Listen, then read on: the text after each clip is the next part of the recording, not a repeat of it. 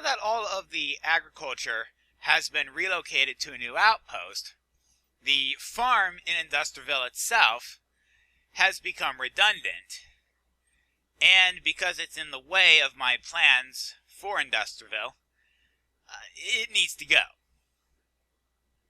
Now, the first step in the process of demolishing the farm is to demolish the water system that was in use, at least as far as it covers the fields. The water tower will have to wait a bit. Now, because of the way the water cisterns behave when they're broken, I couldn't just break them directly and call it good. I actually have to surround them with something because the water comes pouring out. And I don't want that water going everywhere. Now, the next step after taking care of the cisterns is to basically block the river that I had brought in. And now that I've got the river out of the way, all the water, I've opted to build an actual roundabout from the road leading to Upper Industriville. And there will basically be two other exits. One leading towards the western main road, and the other heading up towards the storehouse, although that section will not yet be completed, simply because the research center is in the way, and will remain in the way for a little while yet. In the meantime, of course, I've got a nice little area for a little bit of grass, just as soon as it spreads onto the center of the roundabout. Now, looking at the road heading to the south out of this roundabout, I decided that it would make a little bit more sense if I took it out of the southwest, as opposed to going from the south.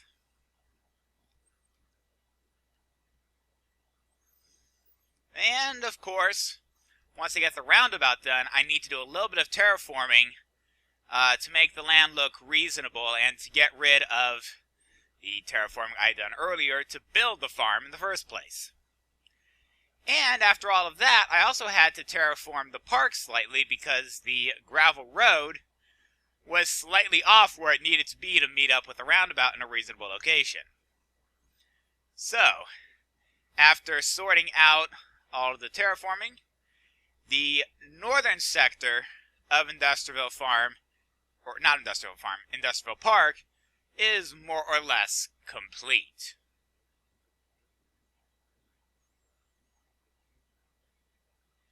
And after completing the park, I turned my attention to the Royal Palace.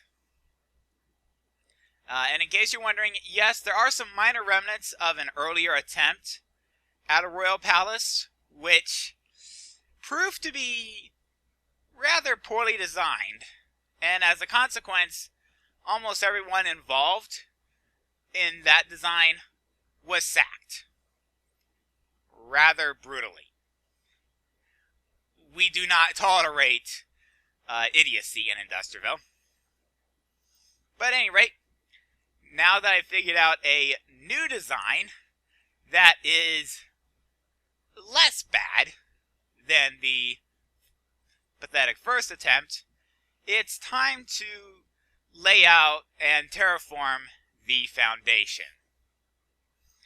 And this was not the fastest of processes, simply because of the sheer amount of land area the palace takes up. You can actually see all the way from the northeast wall, the entire north wall, and a decent chunk of the northwestern wall of Industriville. That should give you a sense of just how big this royal palace is going to be. And yes, I have a lot more terraforming to do yet.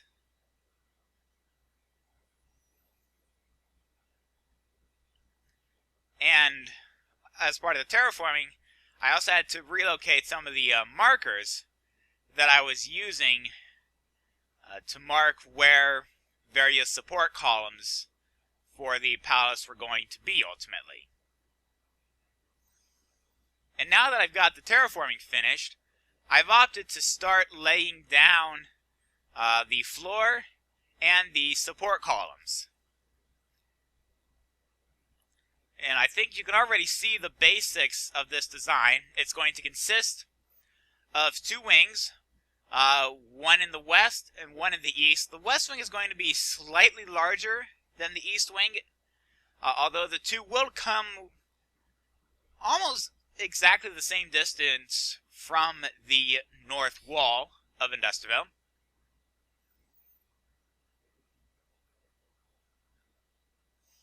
And now that I've got the foundation sorted out, as well as the locations of the exterior walls, it's time to start building up the exterior walls. I should point out that I did elect at this point to add a little bit of fanciness to the walls around the center chamber, which will be the throne room. To the sides of the throne room on either side will be staircases going up to the second floor. There will only be 2 floors to this palace. But I've got the floor finished in the throne room. I'm also building a entryway, which will serve as a reasonable place for people to take off their shoes.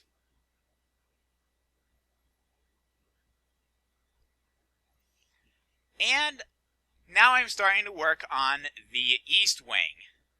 This east wing, at least the first floor of it, will be the base for the Royal Guard.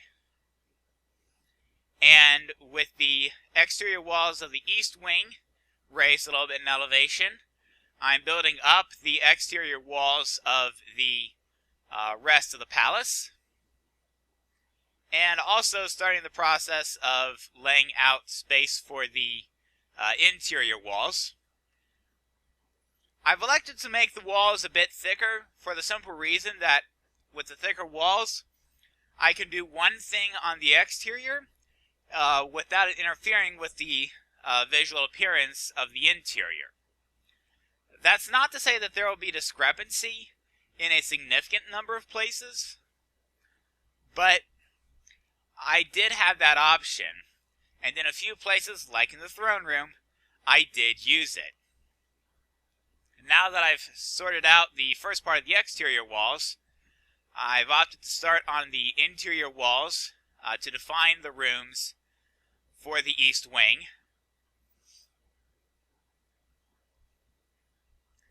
There are 4 rooms. Each room has a doorway, and each of those doorways is going to be surrounded by paper walls.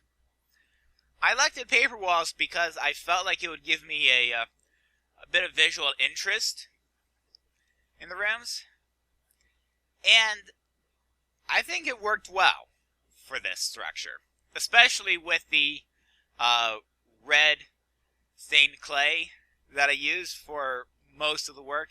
It also worked well with the green stained clay in the throne room.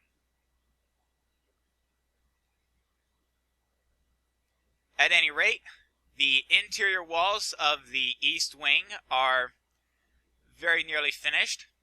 I'm building up some windows at the ends of the corridor, and I will go on to redo the north end of that corridor on the east wing, simply because that's supposed to be a door rather than a window. That door, incidentally, is how guards are going to gain access to the tower on the north wall, and by extension, to the north wall itself.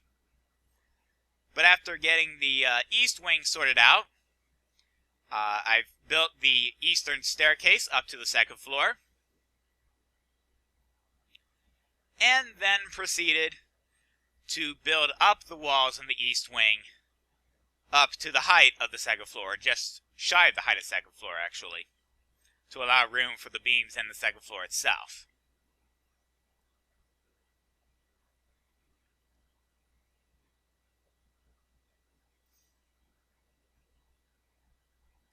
Of course, it's not the fastest process to build these walls up, but again, that's a function of how much wall there is, which in turn is a function of how much space the palace is occupying. And now that I've got the walls sorted out, I'm placing the beams that will mark the boundary between the first and second floors.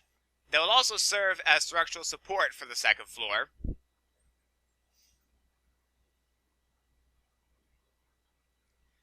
And once I get the interior walls built up to full height, which again, not a quick process, a lot of interior walls, a lot of exterior walls, a lot of walls, period, big palace.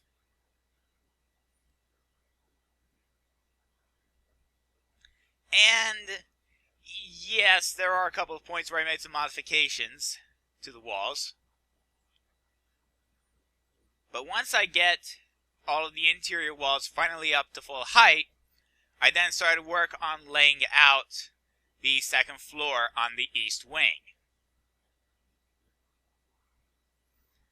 Laying out the space for the rooms, and then the floor in the corridor.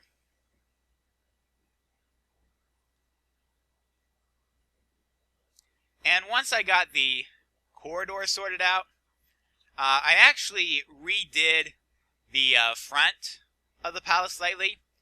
My original thought had been to do paper walls there. I elected instead to do glass there. It gives it a little bit more of an airy look. Not to say the paper walls aren't airy, but they can be slightly enclosing. And having that natural light coming in directly through the transparent windows as opposed to the translucent paper walls just seemed to be the more sensible approach. Once I got the front wall sorted out, I moved on to the walls in the throne room. And this is where I got a little bit fancy with the paper walls. Wanted to make sure it looked nice and fancy. This is, after all, the throne room of Industriville. It's going to be the place where foreign diplomats and other actors of state come to meet me. It's important that I get this right and that it's properly regal. After the throne room, I built up the second staircase and then walled in the entry gate. Finished up the front wall as far as the first floor goes. And then started to work on the second floor. Set up a little bit of a roof over the front entryway. Proceeded to place the roof over the throne room and the corridor between the east and west wings on the second floor. And of course, adding a little bit of safety barrier to make sure that people don't walk off of the corridor and fall down to very near the bottom of the stairs. For obvious reasons, that's something I would prefer not to have happen. And now it's time to build up the west wing. There's going to be 3 rooms on this lower floor that are going to be fully enclosed. And then the room in the far back is actually going to be for a swimming pool. Yes, an indoor swimming pool. Hey, it's a royal palace. I can make it as opulent as I want. And of course, I took the liberty of laying out the design for the swimming pool. It's not the biggest swimming pool out there, but given that its use is restricted to the royal family, it's big enough. And once I get the swimming pool dug out, both the shallow end and the deep end, and properly lined, it's time to build up the doorways out of the same stone that I used on the east wing. The other 3 rooms on the first floor of this west wing will be for the royal children, when they're born, of course, and not until then. Now it's time to build up the exterior walls on the west wing. I also opted to place a bit of a doorway to allow the royal family access to the royal courtyard, which will be distinct from the guards' courtyard. The guards will not have to walk through the royal courtyard to get to the wall, and the royal family won't have to see guards making their way to the wall. now that I've got the exterior walls of the pool sorted out, I'm building up the interior walls. Again, doing some different stuff with the paper walls. Mainly a little bit experimental, but I happen to like the end result. And once the interior walls were finished in the pool chamber, I built up the rest of the walls, and then built up the second floor. And now at this point, I'm terraforming the area in front of the palace to make room for a patio that I'm planning in front of the palace leading to the main entrance. Of course, it's not an insignificant amount of terraforming. This patio is actually by itself larger than most of the buildings I've built in Industriville to this point. I think only the inn and the factory are actually larger. But now that I've got the front part of the patio done, I've laid its support columns and some walls. And now I just have to connect the patio and with it the palace to the Industriville road network. At this point, the Royal Palace and Industriville Park are both about half finished. And consequently, the rebuild of North Industriville is well underway. I would like to show you a couple of additional features that I've added to the palace. There's this wall here, and then a similar wall over here, and actually around that corner there is a third such wall. That basically creates two courtyards, effectively. That courtyard that I'm looking at now is for the Royal Guard. I'll have to remember to create an actual access for them to get into the courtyard and then into that tower as well. While this courtyard is for the benefit of the royal family. Now, with those two courtyards marked out, I think the prudent course of action would be for me to fill in the pool while I explain the rest of the plan for the rebuild of North Industriville. Obviously, I have to rebuild Industriville Park.